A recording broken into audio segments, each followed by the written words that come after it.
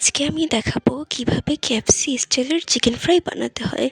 তাই আমি চিকেনগুলো ধুয়ে একটা বাটিতে নিয়ে নিয়েছি। তারপর স্বাদমতো লবণ, আদা রসুন বাটা, শুকনো মরিচ, গোলমরিচ, ভিনেগার ও সাদা তেল দিয়ে আমরা চিকেনগুলোকে ভালোভাবে মাখিয়ে নিব।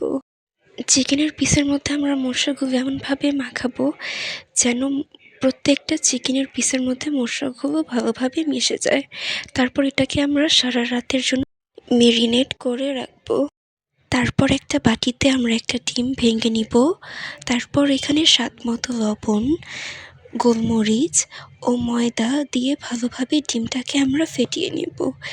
ভালোভাবে মিক্স করার পর আমরা এই মিশ্রণটা এক সাইডে রেখে দিব। তারপর এখানে একটা বাটিতে 1 কাপ ময়দা ও 1.5 কাপ কর্নফ্লাওয়ার নিয়ে নিব। স্বাদমতো লবণ দিয়ে দিব।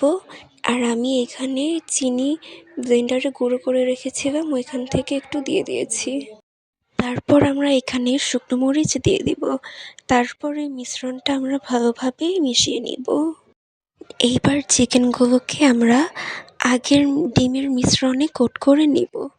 ভালোভাবে কোট করে নিব যেন ময়দা দিয়ে কোট করার সময় মিশ্রণটা যেন খুলে না যায়।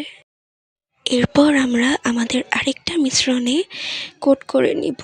মিশ্রণটা যেন ভালোভাবে চিকেনের গায়ে লেগে থাকে, সেই জন্য আমরা ভালোভাবে কোট করব। প্রথমে আমরা আস্তে আস্তে করে ময়দার মিশ্রণটা মিশিয়ে নিব। পরে আমরা জোরে 3 বার করে চাপ দিব। তারপর তেলে দেওয়ার আগে আমরা মিশ্রণটাকে হালকা করে ঝেড়ে তারপর আমরা তেলে দিয়ে দিব। ভালোভাবে অল্প আঁচে ভেজে নেওয়ার পর আমাদের তৈরি হয়ে যাবে মুচমুচে ইয়াম্মি চিকেন ফ্রাই।